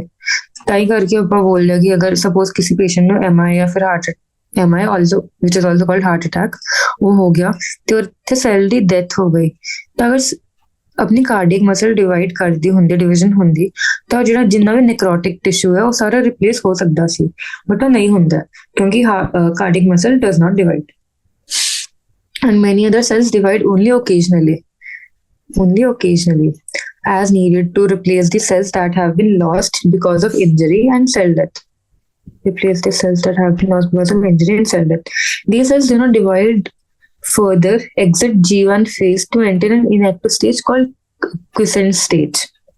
ठीक है, होने ये पूरी सारी लाइंस इंपॉर्टेंट है। एक डिस्क्लेमर टाइप है कि जो सेल डिवीजन वाला पूरा चैप्टर है ना, ਇਹਦੀ एनसीईआरटी ਦੀ ਇੱਕ ਲਾਈਨ ਬਹੁਤ ਜ਼ਿਆਦਾ ਇੰਪੋਰਟੈਂਟ ਹੈ ਕਿਉਂਕਿ ਇਹਦੀ ਲਾਈਨਸ ਦੇ ਬੇਸਿਸ ਤੇ ਬਹੁਤ ਸਾਰੇ ਸਟੇਟਮੈਂਟ ਬੇਸਡ ਕੁਐਸਚਨਸ ਬਣਦੇ ਨੇ, ਬਹੁਤ ਸਾਰੇ MCQs ਬਣਦੇ ਨੇ purely on the basis of NCERT lines, क्योंकि सेल डिवीजन एक बहुत वास्ट ਤੇ in depth ਵਾਲਾ ਟੌਪਿਕ ਹੈ ਤੇ NCERT ਨੇ ਉਹ ਪੂਰਾ ਉਹਨੂੰ ਕਵਰ ਕਰਨ ਲਈ ਬਹੁਤ ਕੰਸਾਈਜ਼ ਕਰਕੇ ਪ੍ਰੋਪਰ ਐਵੇਂ ਟਰਮਸ ਯੂਜ਼ ਕੀਤੀਆਂ ਹੋਈਆਂ ਨੇ, ਤਾਂ ਕਰਕੇ ਇਹਦੀ ਇੱਕ ਲਾਈਨ ਇੰਪੋਰਟੈਂਟ ਹੈ। ਕਾਫੀ ਤੁਸੀਂ ਪ੍ਰੀਵੀਅਸ ਕੁਐਸਚਨਸ ਵੀ ਦੇਖੋਗੇ ਨਾ, ਉਹਦੇ ਐਂ ਹੀ ਬਣੇ ਹੋਏ ਹੈ ਕਿ ਸੈਲ ਡਿਵੀਜ਼ਨ ਦੇ ਚੈਪਟਰ ਤੋਂ ਲਾਈਨਸ ਲੈ ਕੇ ਕੁਝ ਵਰਡਸ ਚੇਂਜ ਕਰਕੇ ਉਹਨੇ ਸਟੇਟਮੈਂਟ ਦਾ ਮਤਲਬ ਚੇਂਜ ਕਰਤਾ। ਹੁਣ cells in this stage remain metabolically active. ਹੁਣ ਜਿਹੜਾ quiescent state ਤੇ ਆ ਗਏ ਕੋਈ ਸੈਲ ਉਹ metabolically active ਤਾਂ ਰਹੇਗਾ but no longer proliferate मतलब divide unless called upon to do so. मतलब जब तक ਉਹਨੂੰ ਕੋਈ ਸਿਗਨਲ ਨਹੀਂ ਮਿਲਦਾ ਹੈ ਕਿ ਡਿਵੀਜ਼ਨ ਕਰਨੀ ਹੈ, ਹੋਣੀ ਹੈ, ਸੈਲ ਨੇ ਡਿਵਾਈਡ ਹੋਣਾ ਹੈ, ਉਦੋਂ ਤੱਕ ਸੈਲ ਡਿਵਾਈਡ ਨਹੀਂ ਹੋਏਗਾ and that depends on the requirement of the organism. ਠੀਕ ਹੈ, ਕਿ ਸਭ ਰਿਕੁਆਇਰਮੈਂਟ ਆਫ ਦੀ ਆਰਗੈਨਿਜ਼ਮ ਦਾ ਕੀ ਮਤਲਬ ਹੈ, ਕਦੋਂ ਜਦੋਂ ਕੋਈ ਇੰਜਰੀ ਜਾਂ ਸੈਲ ਡੈਥ ਹੋ ਗਈ ਜਾਂ ਫਿਰ ਨਿਊ ਸੈਲਸ ਚਾਹੀਦੇ ਨੇ ਜਾਂ ਫਿਰ ਉਹ ਸੈਲਸ ਕਿਤੇ ਹੋਰ ਜਾਣ, ਤਾਂ ਉਸਦੇ ਬੇਸਿਸ ਤੇ ਜਾਂ ਫਿਰ ਸਪੋਜ਼ ਜਿਵੇਂ ਹੁਣ ਇੱਕ ਬੇਸਿਕ ਜੀ ਐਗਜ਼ਾਮਪਲ ਹੈ, ਸਪੋਜ਼ ਕਿਸੇ ਦੀ ਲਿਵਰ ਹੈ ਤੇ ਲਿਵਰ ਰਿਸੈਕਸ਼ਨ ਕਰਤਾ, ਕੋਈ ਲਿਵਰ ਦਾ ਪਾਰਟ ਕੱਟਤਾ, ਰਾਈਟ ਲੋਬ ਜਾਂ ਲੈਫਟ ਲੋਬ, ਜਾਂ ਉਸ ਤੋਂ ਬਾਅਦ ਵੀ ਅੰਦਰ ਕੋਈ ਸੈਗਮੈਂਟ ਕਰਤਾ, ਸੈਗਮੈਂਟ 3 ਜਾਂ 4 ਕੋਈ ਵੀ ਰਿਮੂਵ ਕਰਤਾ, हिपैटिक्टोमी करती, हेमी ਕੀਤੀ ਹੈ ਜਾਂ ਫਿਰ ਜਿਵੇਂ ਵੀ ਜਾਂ ਸੈਗਮੈਂਟਲ ਕੀਤੀ ਹੈ। ਹੁਣ ਤੁਸੀਂ ਸੋਚਦੇ ਹੋਵੋਗੇ ਕਿ ਉਹ ਜਿਹੜੀ ਸਪੇਸ ਕ੍ਰੀਏਟ ਹੋ ਗਈ ਉਹਨੂੰ ਫਿਲ ਕੌਣ ਕਰਦਾ? ਉਹਨੂੰ ਫਿਲ ਮੋਸਟਲੀ ਜਿਹੜਾ ਕਨੈਕਟਿਵ ਟਿਸ਼ੂ ਹੁੰਦੇ ਨਾ ਆਸ-ਪਾਸ ਉਹਦੇ ਫਾਈਬਰੋਸਿਸ ਹੋ ਜਾਂਦੇ ਤੇ ਉਹਨੂੰ ਫਿਲ ਕਰ ਦਿੰਦਾ। ਤਾਂ ਉੱਥੇ ਵੀ ਜਿਵੇਂ ਹੁਣ ਪੂਰੇ ਹੁਣ ਬੋਡੀ ਦੀ ਰਿਕੁਆਇਰਮੈਂਟ ਸੀਗੀ ਤਾਂ ਉੱਥੇ ਜਿਹੜਾ ਕਨੈਕਟਿਵ ਟਿਸ਼ੂ ਸੈਲਸ ਹੈ ਉਹ ਸਾਰੇ ਉਹਨਾਂ ਨੂੰ ਸਿਗਨਲ ਕੀਤਾ ਜਾਏਗਾ ਕਿ ਹੁਣ ਡਿਵੀਜ਼ਨ ਹੋਣੀ ਹੈ and they are called for division on the basis of the requirement तो ਉੱਥੇ division ਹੋ ਕੇ that gap is filled।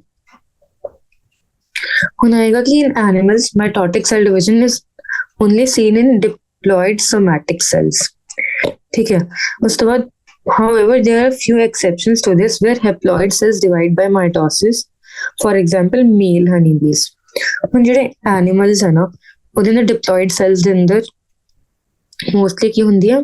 mitosis, mitotic division. ਹਾਂ, ਹੁਣ ਜਿਹੜਾ ਮਾਈਟੋਟਿਕ ਡਿਵੀਜ਼ਨ ਹੈ ਨਾ ਉਹ ਸਿਰਫ ਡਿਪਲੋਇਡ ਸੋਮੈਟਿਕ ਸੈਲਸ ਦੇ ਅੰਦਰ ਦਿਖਦਾ ਹੈ ਬਟ ਕੁਝ ਐਕਸੈਪਸ਼ਨਸ ਹੈ ਜਿਵੇਂ ਕਿ ਹੈਪਲੋਇਡ ਸੈਲਸ ਡਿਵਾਈਡ ਕਰਦੇ ਨੇ, ਹੈਪਲੋਇਡ ਸੈਲਸ ਡਿਵਾਈਡ ਬਾਈ ਮਾਈਟੋਸਿਸ, ਉਹਦੇ ਅੰਦਰ ਆ ਜਾਏਗਾ ਮੇਲ ਹਨੀਬੀਜ਼। ਠੀਕ ਹੈ, against this plants can show mitotic divisions both in haploid and diploid cells. ਹੁਣ mitotic division in haploid and diploid cells. ਹੁਣ ਜਿਹੜਾ ਪਲਾਂਟ ਹੈ ਉਹ ਹੈਪਲੋਇਡ ਦੇ ਅੰਦਰ ਵੀ ਦਿਖਾਏਗਾ, ਡਿਪਲੋਇਡ ਦੇ ਅੰਦਰ ਵੀ ਦਿਖਾਏਗਾ ਬਟ ਜਿਹੜਾ ਐਨੀਮਲ ਹੈ ਉਹਦਾ ਮਾਈਟੋਟਿਕ ਡਿਵੀਜ਼ਨ ਸਿਰਫ ਡਿਪਲੋਇਡ ਦੇ ਅੰਦਰ ਹੋਏਗਾ except male honeybees।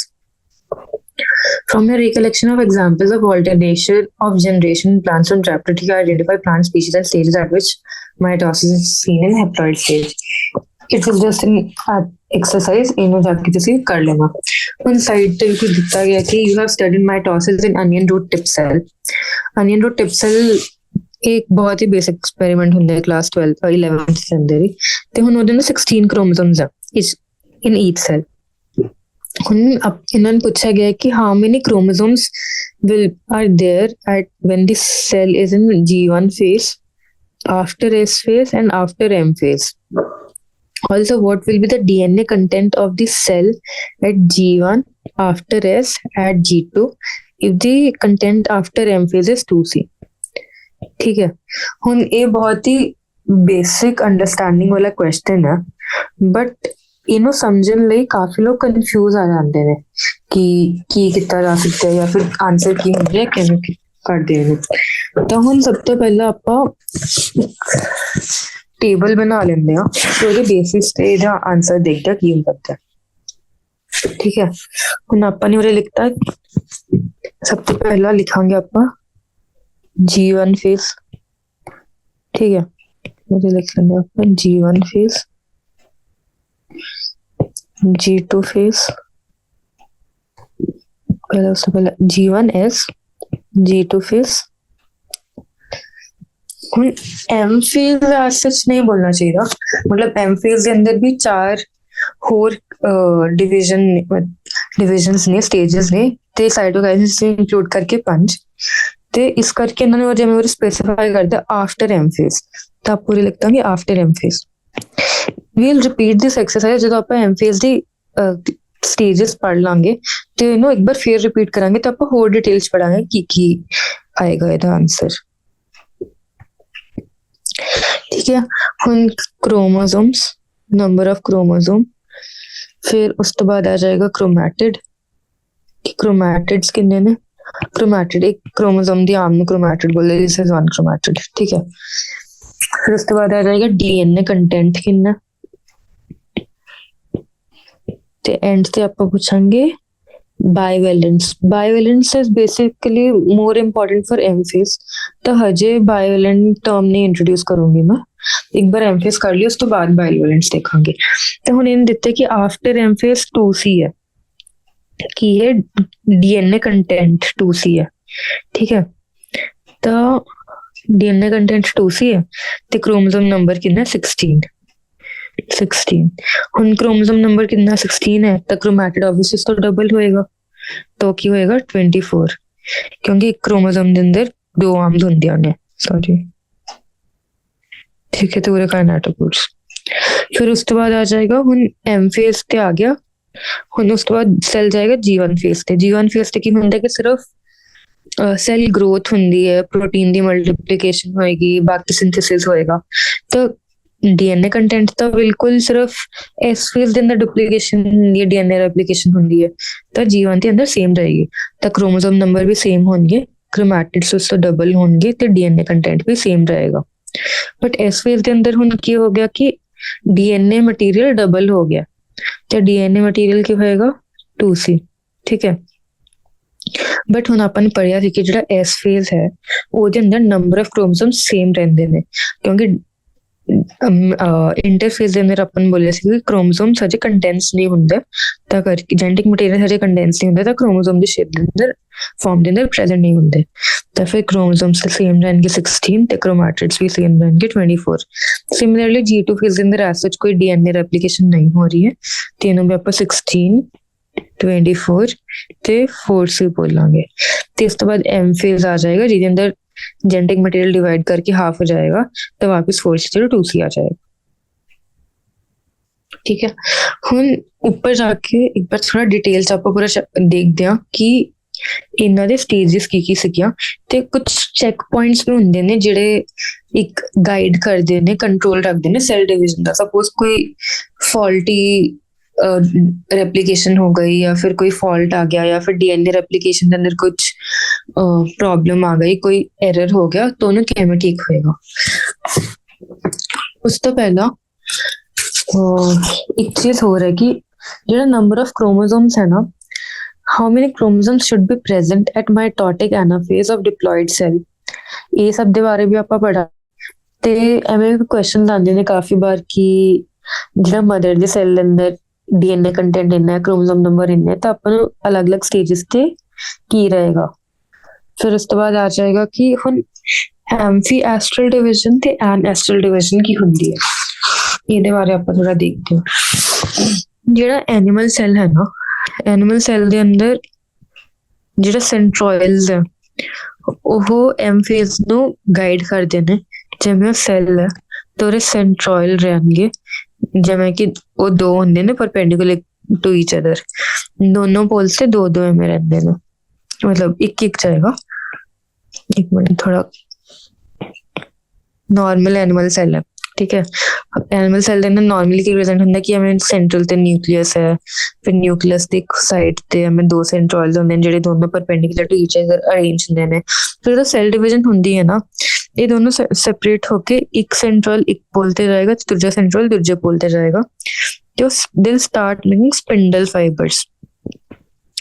ਜਿਹੜੇ ਸਪਿੰਡਲ ਫਾਈਬਰਸ ਨਿਕਲਦੇ ਨੇ ਆ ਪ੍ਰੋਟੀਨੇਸ਼ੀਅਸ ਫਿਲਾਮੈਂਟਸ ਹੁੰਦੇ ਨੇ, which help in arranging the chromosomes। ਉਹ ਕ੍ਰੋਮੋਸੋਮਸ ਨੂੰ ਅਰੇਂਜ ਕਰਨਗੇ ਸੈਂਟਰ ਤੇ ਕਾਈਨੈਟੋਕੋਰ ਨਾਲ ਉਹ ਅਟੈਚ ਹੋ ਜਾਣਗੇ, ਠੀਕ ਹੈ।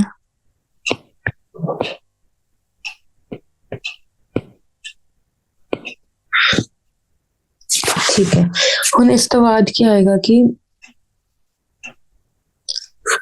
ਹਾਂ ਹੁਣ ਜਿਹੜੇ ਆਹ ਸੈਂਟਰੋਇਲਸ ਹੈ ਤੇ ਫਿਲਾਮੈਂਟਸ ਬੋਲਦੇ ਆ, ਤੇ ਇਹਨਾਂ ਕਰਕੇ ਜਿਹੜਾ ਸੈਲ ਡਿਵੀਜ਼ਨ ਐਨੀਮਲ ਦੇ ਅੰਦਰ ਸੈਲ ਡਿਵੀਜ਼ਨ ਆ ਉਹਨੂੰ ਐਂਫੀ ਐਸਟਰਲ ਡਿਵੀਜ਼ਨ ਬੋਲਦੇ ਆ। ਐਂਫੀ ਐਸਟਰਲ ਡਿਵੀਜ਼ਨ, ਕਿਉਂਕਿ ਇਹਨਾਂ ਨੂੰ ਐਸਟਰਲ ਰੇਸ ਵੀ ਬੋਲ ਸਕਦੇ ਨੇ, ਐਸਟਰਲ ਡਿਵੀਜ਼ਨ। ਬਟ ਜਿਹੜਾ ਪਲਾਂਟ ਸੈਲ ਹੈ ਉਹਦੇ ਅੰਦਰ ਤਾਂ ਸੈਂਟਰੋਇਲ ਐਬਸੈਂਟ ਹੁੰਦੇ, ਕਿਉਂਕਿ centriole is an organelle of animal cell, ਤੇ ਕਰਕੇ ਜਿਹੜਾ ਪਲਾਂਟ ਸੈਲ ਹੈ ਉਹਨੂੰ ਐਨ ਐਸਟਰਲ ਡਿਵੀਜ਼ਨ ਬੋਲਾਂਗੇ,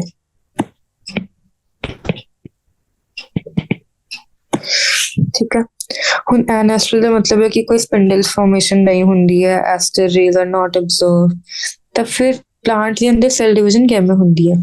ਜਿਹੜੇ ਪਲਾਂਟ ਦੇ ਅੰਦਰ ਸੈਲ ਡਿਵੀਜ਼ਨ ਹੁੰਦੀ ਹੈ ਉਹ ਹੁੰਦੀ ਹੈ ਮਾਈਟੋਟਿਕ ਟਿਊਬਲਿਨ ਆਰਗੇਨਾਈਜ਼ਿੰਗ ਕੰਪਲੈਕਸ ਦੇ ਨਾਲ। ਕੀ ਬੋਲਿਆ? MTOC, mitotic tubulin organizing complex. मैं ये सब क्यों दस रही, क्योंकि एक बार ये एनटीए ਦੇ ਮੌਕ ਟੈਸਟ ਦੇ ਅੰਦਰ क्वेश्चन ਆਇਆ ਸੀਗਾ। ਤੇ ਜਿਹੜਾ MTOC ਹੈ ਨਾ, ਇਹ ਸੈਲ ਡਿਵੀਜ਼ਨ ਦੇ ਟਾਈਮ ਤੇ ਅਪੀਅਰ ਕਰਦੇ ਆ, ਅਪੀਅਰਸ ਡਿਊਰਿੰਗ ਸੈਲ ਡਿਵੀਜ਼ਨ, ਤੇ ਉਸ ਤੋਂ ਬਾਅਦ ਕੀ ਕਰਦੇ ਆ, ਟਿਊਬੁਲਿਨ ਪ੍ਰੋਟੀਨ ਨੂੰ ਅਰੇਂਜ ਕਰਦੇ ਆ in form of spindle fibre. Appears during cell division ਤੇ ਉਸ ਤੋਂ ਬਾਅਦ ਕੀ ਕਰੇਗਾ, ਅਰੇਂਜਸ ट्यूबुलिन प्रोटीन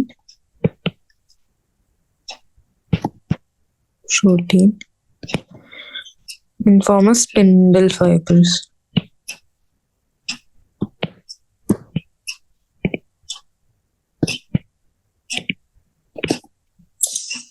हो गया। ਹੁਣ ਇਸ ਤੋਂ ਬਾਅਦ ਆਏਗਾ ਕਿ G1 G2 ਤੇ S ਫੇਜ਼ ਦੇ ਅੰਦਰ ਕੀ ਹੋ ਰਿਹਾ।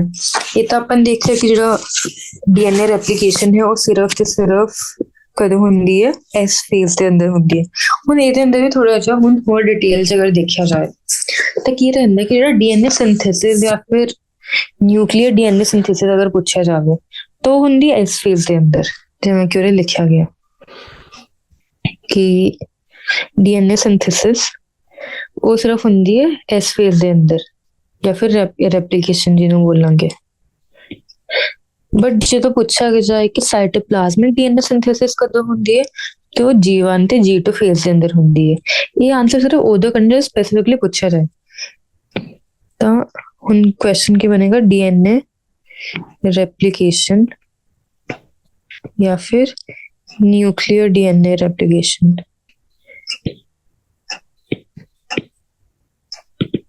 रेप्लिकेशन होगी एस फेज के अंदर। बट अगर पूछा जाए कि साइटोप्लाज्मिक कदों हुंदी है तो होएगी G1 ते G2 के अंदर। साइटोप्लाज्मिक डीएनए सिंथेसिस ये होएगी G1 के अंदर प्लास्टिड्स रेप्लिकेट करते मल्टीप्लाई करते ना, तो प्लास्टिड के अंदर अपन पढ़े सर्कुलर डीएनए हुंदा तो ओदी होएगी। ते G2 के अंदर माइटोकॉन्ड्रियाज रेप्लिकेट करते ना, माइटोकॉन्ड्रिया के अंदर भी अपन पढ़े सी कि सर्कुलर डीएनए हुंदा, सिंगल स्ट्रैंडेड सर्कुलर डीएनए। ठीक है, हुन उस तो बाद थोड़ा डिटेल च आपां देखदे आ कि हर फेज के अंदर की रहंदा। हुन जेड़ा G1 फेज है ਉਹਦੇ ਅੰਦਰ ਆਪਾਂ ਬੋਲਾਂਗੇ ਪ੍ਰੋਟੀਨ ਸਿੰਥੇਸਿਸ ਹੋ ਰਹੀ। ਠੀਕ ਹੈ, ਉਹਦੇ ਅੰਦਰ ਆਰਗੇਨੇਲੀਜ਼ ਵੀ ਡੁਪਲੀਕੇਟ ਕਰ ਰਹੇ ਆ। ऑर्गेनेल के अंदर प्लास्टिड है ना, प्लास्टिड भी हो रही है डुप्लीकेट करते हैं। प्रोटीन डुप्लीकेशन हो रही है, ऑर्गेनेल डुप्लीकेशन हो रही है। ऑर्गेनेल के अंदर प्लास्टिड भी ये अंदर ही रेप्लिकेट करती है। फिर आरएनए सिंथेसिस भी हो रहे हैं। ठीक है, आरएनए जैसे कि रफ एंडोप्लाज्मिक रेटिकुलम है उधर भी आरएनए सिंथेसिस होएगी। राइबोसोम डुप्लीकेशन है, आरएनए सिंथेसिस होएगी। प्लास्टिड है, प्लास्टिड अंदर भी हो सकता है तो फिर उधर भी आरएनए डुप्लीकेशन होती है। फिर इसके अंदर इसके अलावा की होता है साइटोप्लाज्मिक ग्रोथ मैक्सिमम होती है। फिर इसके अंदर ग्रोथ मैक्सिमम। ठीक है, ਹੁਣ ਇਸ ਦੇ ਅੰਦਰ ਅਗਰ ਹਿਊਮਨਸ ਦੇ ਥਰੂ ਗੱਲ ਕੀਤੀ ਜਾਵੇ ਤੇ ਇਟ ਹੈਜ਼ 46 DNA ਮੋਲੀਕਿਊਲਸ। ਠੀਕ ਹੈ, ਪਰ ਇਹ ਥੋੜਾ ਸਾਈਡ ਕਰ ਦਿੰਦਾ ਮੈਕਸ। ਇਹਦੇ ਅੰਦਰ ਕੀ ਹੋਏਗਾ 46 DNA ਮੋਲੀਕਿਊਲਸ ਜਾਂ ਫਿਰ ਆਪਾਂ ਇਹਨੂੰ ਬੋਲ ਸਕਦੇ ਹਾਂ 2C। ਠੀਕ ਹੈ, ਹੁਣ ਇਹਦੇ ਅੰਦਰ ਕੀ ਹੁੰਦਾ ਇਸ ਫੇਜ਼ ਦੇ ਅੰਦਰ ਇਹਦੇ ਅੰਦਰ DNA ਰੈਪਲੀਕੇਸ਼ਨ ਹੁੰਦੀ ਹੈ ਤਾਂ ਉਹਦੇ ਕੀ ਹੋਣਗੇ 92 DNA ਮੋਲੀਕਿਊਲਸ। ਤਾਂ ਜੈਨੇਟਿਕ ਮਟੀਰੀਅਲ ਕੀ ਹੋ ਗਿਆ 4C। ਹੁਣ ਇਹ ਅਪਾਰਟ ਫਰਮ DNA ਰੈਪਲੀਕੇਸ਼ਨ ਹੋਏਗਾ ਇਹਦੇ ਅੰਦਰ ਕੀ ਹੋਏਗਾ ਹਿਸਟੋਨ ਪ੍ਰੋਟੀਨ ਸਿੰਥੇਸਿਸ। Histone synthesis. ठीक है, इस तो इलावा और क्या होएगा सेंट्रियोइड डुप्लीकेशन भी होएगी। सेंट्रियोइड्स ਜਿਹੜੇ ਹੁੰਦੇ ਸੀਗੇ ਆਪਣੇ ਪਰਪੈਂਡੀਕੂਲਰ ਉਹਨਾਂ ਦੀ ਡੁਪਲੀਕੇਸ਼ਨ ਹੋ ਕੇ ਉਹ ਦੋ ਸੈਟ ਬਣਨਗੇ ਤੇ ਉਹ ਆਪੋਜ਼ਿਟ ਪੋਲਸ ਆਫ ਸੈਲ ਤੇ ਜਾਣਗੇ। ਠੀਕ ਹੈ, ਫਿਰ सेंट्रियोइड डुप्लीकेशन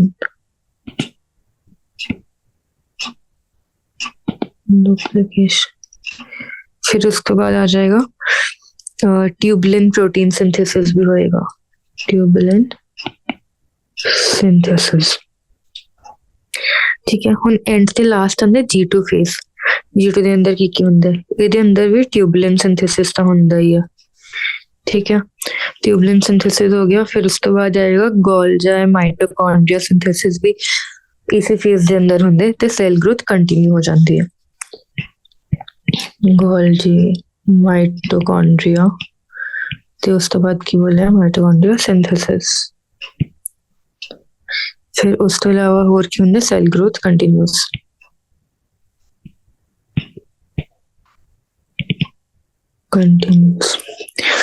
ਹੁਣ ਇਹ ਤਾਂ ਹੋ ਗਈ ਇੰਡੀਵਿਜੂਅਲ ਫੇਜ਼ਸ ਦੇ ਬਾਰੇ। ਹੁਣ ਕੁਝ ਚੈੱਕ ਪੁਆਇੰਟਸ ਹੁੰਦੇ ਨੇ ਜਿਹੜੇ ਮੇਨਟੇਨ ਕਰਦੇ ਨੇ ਸੈਲ ਡਿਵੀਜ਼ਨ ਜਾਂ ਸੈਲ ਸਾਈਕਲ ਨੂੰ, ਜਾਂ ਕੋਈ ਐਰਰ ਅਗਰ ਹੁੰਦਾ ਤਾਂ ਉਹਨਾਂ ਨੂੰ ਰੋਕ ਦਿੰਦੇ ਨੇ। ਤਾਂ ਕਿਹੜੇ ਕਿਹੜੇ ਚੈੱਕ ਪੁਆਇੰਟਸ ਆ? ਹੁਣ ਇੱਕ ਤਾਂ ਆਂਦੇ ਮਾਈਨਰ ਚੈੱਕ ਪੁਆਇੰਟਸ ਹੁੰਦੇ ਆ। ਸਭ ਤੋਂ ਪਹਿਲਾਂ G2 M ਫੇਜ਼ ਟ੍ਰਾਂਜਿਸ਼ਨ ਹੁੰਦਾ। ਫਿਰ ਉਸ ਤੋਂ ਬਾਅਦ ਇੱਕ ਆਂਦਾ ਇੰਟਰਾ S ਚੈੱਕ ਪੁਆਇੰਟ। ਫਿਰ ਆਂਦਾ ਹੈ ਕਿ G1 S ਟ੍ਰਾਂਜਿਸ਼ਨ, ਜਿਹਨੂੰ ਮੇਜਰ ਚੈੱਕ ਪੁਆਇੰਟ ਜਾਂ ਮੇਜਰ ਰਿਸਟ੍ਰਿਕਸ਼ਨ ਪੁਆਇੰਟ ਬੋਲਦੇ ਨੇ। ਤੇ ਉਸ ਤੋਂ ਇਲਾਵਾ ਇੱਕ ਆਂਦੇ ਸਪਿੰਡਲ ਅਸੈਂਬਲੀ ਚੈੱਕ ਪੁਆਇੰਟ। ਇਹ ਹੁੰਦੇ ਐਨਾਫੇਜ਼ ਦੇ ਅੰਦਰ। ਤਾਂ ਅਗਰ ਇੰਟਰਫੇਜ਼ ਦੇ ਪੁੱਛਿਆ ਜਾਵੇ ਤਾਂ 3 ਚੈੱਕ ਪੁਆਇੰਟਸ ਹੈ। ਤਾਂ ਉਹਨਾਂ ਦੇ ਬਾਰੇ ਦੇਖਦੇ ਹਾਂ ਆਪਾਂ। ਠੀਕ ਹੈ, ਸਭ ਤੋਂ ਪਹਿਲਾ ਚੈੱਕ ਪੁਆਇੰਟ ਕਿਹੜਾ, G1 S transition.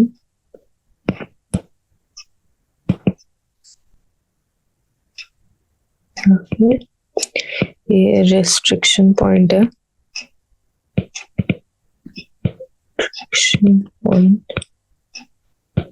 Slash major check point.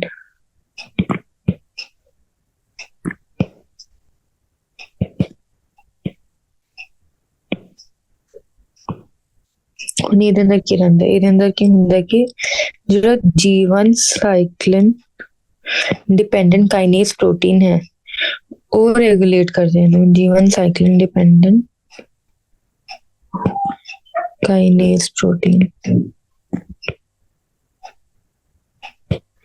ठीक है, इन्हें क्या बोलेंगे, G1 CDK। ਹੁਣ ਇਹਦੇ ਅੰਦਰ ਕੀ ਕਹਿੰਦੇ, ਇਫ ਕ੍ਰਾਸਡ, ਅਗਰ ਇਹ ਚੈੱਕ ਪੁਆਇੰਟ ਸਹੀ ਰਿਹਾ ਤੇ ਇਸ ਚੈੱਕ ਪੁਆਇੰਟ ਤੇ ਹੋਲਡ ਨਹੀਂ ਹੋਇਆ ਤੇ ਚੈੱਕ ਪੁਆਇੰਟ ਕ੍ਰਾਸ ਹੋ ਗਿਆ ਤਾਂ ਡਿਵੀਜ਼ਨ ਇਜ਼ ਸ਼ੋਰ। ਹੁਣ ਇਸ ਤੋਂ ਬਾਅਦ ਆਏਗਾ ਇੱਕ ਮਾਈਨਰ ਚੈੱਕ ਪੁਆਇੰਟ। ਉਸ ਤੋਂ ਪਹਿਲਾਂ ਆ ਜਾਏਗਾ ਇੱਕ ਇੰਟਰਾ एस चेक पॉइंट। ठीक है, पहला वो देखते हैं, इंट्रा एस चेक पॉइंट। ਹੁਣ ਇਹਦੇ ਅੰਦਰ ਕੀ ਰਹੇਗਾ, ਇਹਦੇ ਅੰਦਰ ਕੀ ਹੁੰਦਾ ਕਿ ਸਾਈਕਲਿਨ डिपेंडेंट काइनेज है ਉਹ साइक्लिन डिपेंडेंट काइनेज। फिर आंदा है mitotic cyclin,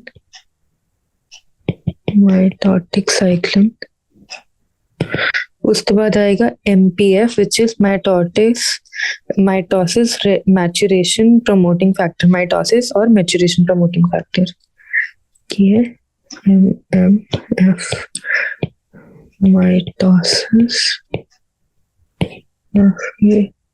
maturation, MPF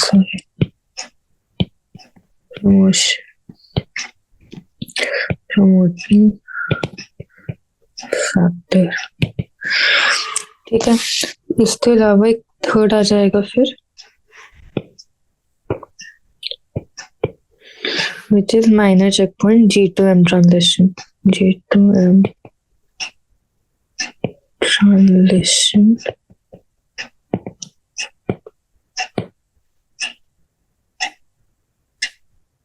minor check point.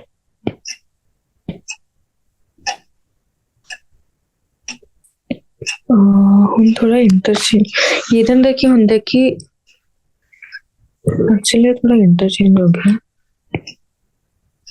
ਜਿਹੜੇ ਸਾਰੇ ਪ੍ਰੋਟੀਨਸ ਹੈ वो G2M ट्रांजिशन ਦੇ ਅੰਦਰ ਆਣਗੇ ਤੇ इंट्रा एस चेक पॉइंट ਕੀ करते हैं। इंट्रा एस चेक पॉइंट ਦੇ ਅੰਦਰ ਕੀ ਹੁੰਦਾ ਕਿ ਅਗਰ suppose it prevent initiation of DNA replication at origin site that has not yet been activated। ਤੇ ਜਿਵੇਂ ਕਿ ਹੁਣ ਆਪਾਂ ਨੇ DNA replication ਹੁੰਦਾ ਨਾ, ਉਹ ਕਲਾਸ 12 ਦੇ ਅੰਦਰ ਇੱਕ ਚੈਪਟਰ ਆਏਗਾ ਤੇ ਉਹਦੇ ਅੰਦਰ ਕੀ ਰਹਿੰਦਾ ਕਿ ਸਪੋਜ਼ DNA ਹੁਣ ਇਹਨੂੰ ਰੈਪਲੀਕੇਟ ਕਰਨਾ ਤਾਂ ਐਵੇਂ ਕਰਕੇ ਇੱਕ ਲੂਪ ਖੁੱਲ ਜਾਏਗਾ और एक स्पेस क्रिएट होएगी तो और एक स्टार्टिंग पॉइंट्स जनरेट होंगे इस डायरेक्शन ਤੇ ਇਸ डायरेक्शन रेप्लिकेशन ਹੁੰਦੀ ਹੈ ਜਿਹੜੇ ਆ ਸਟਾਰਟਿੰਗ ਪੁਆਇੰਟਸ ਹੈ ਨਾ ਜਾਂ ਫਿਰ site of replication this site of regions ਵਗੈਰਾ ਹੈ ਇਹਨਾਂ ਨੇ ਉਰੇ ਰੈਪਲੀਕੇਸ਼ਨ ਨੂੰ ਪ੍ਰੀਵੈਂਟ ਕਰ ਦਿੰਦੇ ਇਨੀਸ਼ੀਏਸ਼ਨ ਨੂੰ ਜਿਹੜੇ ਐਕਟੀਵੇਟ ਨਹੀਂ ਹੋਏ ਜਦੋਂ ਡੀਐਨਏ ਰੈਪਲੀਕੇਸ਼ਨ ਦੇ ਕੋਈ ਐਰਰ ਹੋ ਜਾਂਦਾ ਹੈ ठीक है फिर एक चौथा आ जाएगा पूरे लिख देंगे उन्हें बोलेंगे spindle assembly checkpoint spindle assembly check point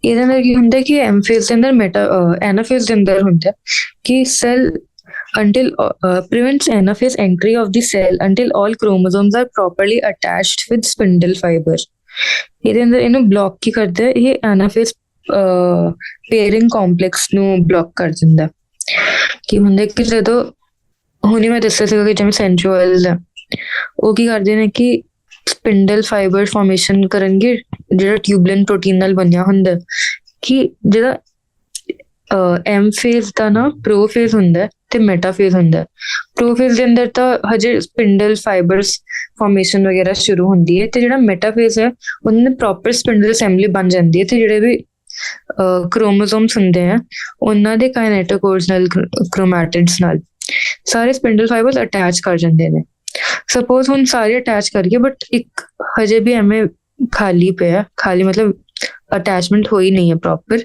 ਤੇ ਉਹ ਕ੍ਰੋਮੋਸੋਮ ਹਜੇ ਤੱਕ ਸੈਂਟਰ ਲਾਈਨ ਤੇ ਆਇਆ ਨਹੀਂ ਹੈ ਤਾਂ ਅਗਰ ਸਪੋਜ਼ ਇਸ ਕੇਸ ਦੇ ਅੰਦਰ ਡਿਵੀਜ਼ਨ ਹੋਏਗੀ ਤਾਂ ਫਿਰ ਤਾਂ ਐਨੀਪਲੋਇਡੀ ਹੋ ਜਾਏਗੀ ਐਨੀਪਲੋਇਡੀਜ਼ ਕੀ ਜਿਹੜੇ डिक्रीज और increase in number of chromosomes कि सब अगर डिप्लॉयड ट्रिप्लॉयड होएगा या फिर हैप्लॉयड होएगा या फिर मतलब मोनोसोमी एवं करके कुछ भी हो सकता है तो अगर सपोज हम डिवीजन हो गई तो एवं क्रोमैटिड्स तो डिवाइड कर जाएंगे बट एक क्रोमोसोम है जिसे दोनों क्रोमैटिड्स एक डॉटर सेल के अंदर रह जाएंगे दूसरे डॉटर सेल के अंदर आएगा ही नहीं वो वाला क्रोमोसोम तो उस करके अगर सपोज ਪ੍ਰੋਪਰ ਅਟੈਚਮੈਂਟ ਨਹੀਂ ਹੋਈ ਹੈ ਸਾਰੇ ਕ੍ਰੋਮੋਸੋਮਸ ਦੇ ਸਪਿੰਡਲ ਫਾਈਬਰਸ ਨਾਲ ਤੇ ਪ੍ਰੋਪਰ ਸਪਿੰਡਲ ਅਸੈਂਬਲੀ ਨਹੀਂ ਬਣੀ ਹੈ ਤਾਂ ਐਨਾਫੇਜ਼ ਦੇ ਅੰਦਰ ਇਹਨਾਂ ਦੀ ਸੈਪਰੇਸ਼ਨ ਹੁੰਦੀ ਹੈ ਤੇ they move towards the pole of the cell ਤੇ ਇਸ ਕਰਕੇ ਉਸ ਚੀਜ਼ ਨੂੰ ਪ੍ਰੀਵੈਂਟ ਐਨੀਪਲੋਇਡਸ ਨੂੰ ਪ੍ਰੀਵੈਂਟ ਕਰਨ ਲਈ ਸਪਿੰਡਲ ਅਸੈਂਬਲੀ ਚੈੱਕ ਪੁਆਇੰਟ ਹੁੰਦਾ ਤਾਂ ਕੀ ਕਰਾਂਗੇ ਕਿ prevent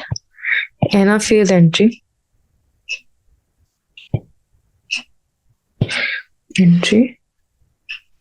of the cell until all chromosomes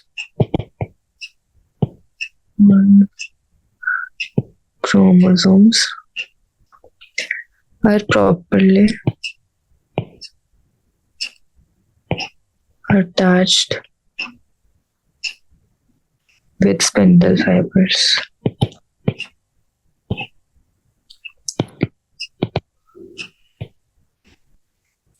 Document this, which is anaphase pairing complex.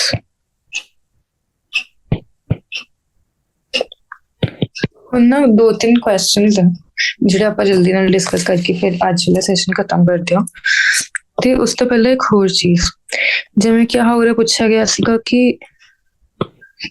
2C ਤੋਂ ਕ੍ਰੋਮੋਸੋਮ ਨੰਬਰ 4C ਹੁੰਦਾ ਇਹ ਕੈਂਟੀਏ ਦੇ ਮੌਕ ਟੈਸਟ ਦੇ ਅੰਦਰ ਆਇਆ ਸੀਗਾ ਤੇ ਇਹ ਚੀਜ਼ ਧਿਆਨ ਰੱਖਣੀ ਹੈ ਤੇ ਉਸ ਤੋਂ ਇਲਾਵਾ ਉਰੇ ਜਿਹੜਾ 2N ਲਿਖਿਆ ਕਿ ਕ੍ਰੋਮੋਸੋਮ ਨੰਬਰ ਹੈ ਉਹ 2N ਹੀ ਰਹਿੰਦਾ ਤਾਂ ਉਹ ਚੀਜ਼ ਵੀ ਧਿਆਨ ਰੱਖਣੀ ਹੈ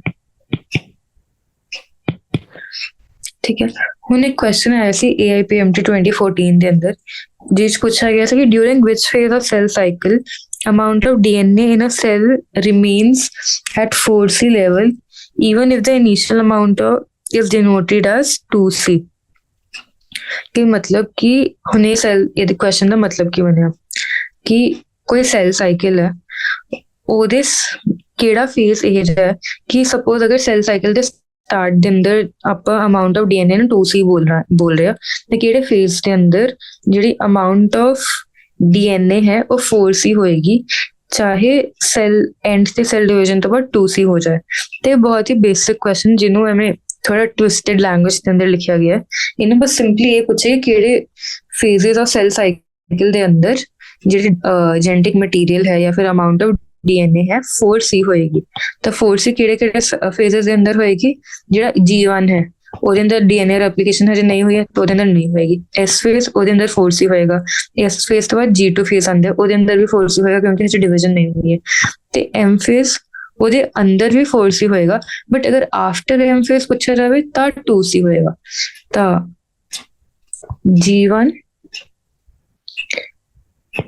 ਦੇ ਅੰਦਰ ਹੋਏਗਾ 2C, ਤੇ 2C ਹੋ ਜਾਏਗਾ after M phase also.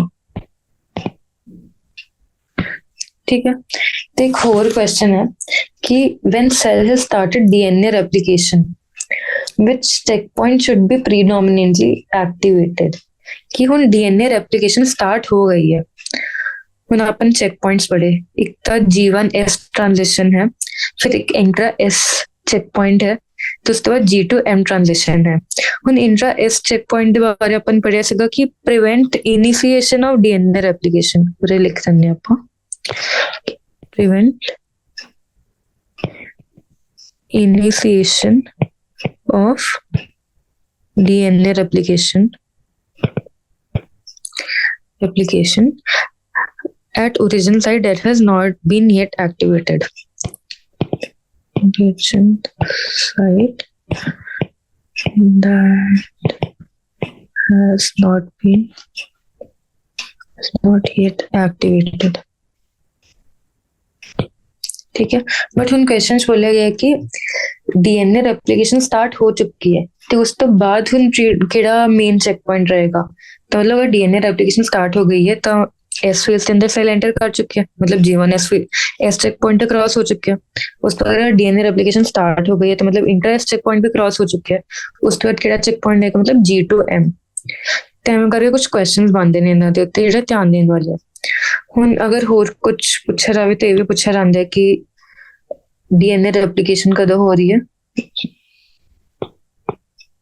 DNA replication, फिर हिस्टोन रेप्लिकेशन ते सेंट्रोइड रेप्लिकेशन, आ तीनों ही एस फेज दे अंदर हुंदी है। बट अगर ਸਾਨੂੰ ਪੁੱਛਿਆ ਜਾਵੇ ਸਪੈਸੀਫਿਕਲੀ ਸਾਈਟੋਪਲਾਜ਼ਮਿਕ ਡੀਐਨਏ ਕਦੋਂ ਰੈਪਲੀਕੇਟ ਕਰਦਾ ਹੈ, ਤਾਂ ਸਾਈਟੋਪਲਾਜ਼ਮਿਕ ਡੀਐਨਏ ਰੈਪਲੀਕੇਸ਼ਨ ਹੋਏਗੀ G1 ਦੇ ਅੰਦਰ ਵੀ ਹੋਏਗੀ, G2 ਦੇ ਅੰਦਰ ਵੀ ਹੋਏਗੀ। ਨਿਊਕਲੀਅਰ ਜਿਹੜੀ ਹੁੰਦੀ ਹੈ ਉਹ ਐਸ ਫੇਜ਼ ਦੇ ਅੰਦਰ ਹੋਏਗੀ। ਠੀਕ ਹੈ। ਇਸ ਤੋਂ ਬਾਅਦ ਫਿਰ ਹੁਣ ਆਪਾਂ ਨੈਕਸਟ ਲੈਕਚਰ ਦੇ ਅੰਦਰ इन डिटेल एम फेज पढ़ांगे। एम फेज के अंदर दे अगे केड़े सब स्टेजेस ने, प्रोफेज, मेटाफेज, एनाफेज ते telophase. So this is all for today's lecture. एक बार इन्हें थरोली पढ़ना क्योंकि काफी कॉम्प्लिकेटेड तो नहीं बोलना चाहिए, बट काफी डिटेल वाला चैप्टर है। तो एनसीईआरटी ने काफी कंसाइज करके लिखा है, तो एनसीईआरटी की लाइंस बहुत इंपॉर्टेंट ने, तो ਉਹਦੇ ਉੱਤੇ अच्छी तरह ध्यान देना ਤੇ ਇਹਨੂੰ ਇੱਕ ਵਾਰ ਰੀਡਿੰਗ ਦੇ ਦੇਣਾ ਤੇ ਡਿਟੇਲ ਦੇ ਅੰਦਰ ਸਮਝ ਕੇ ਫੇਰ ਕਰਨਾ। Have a good day, happy learning.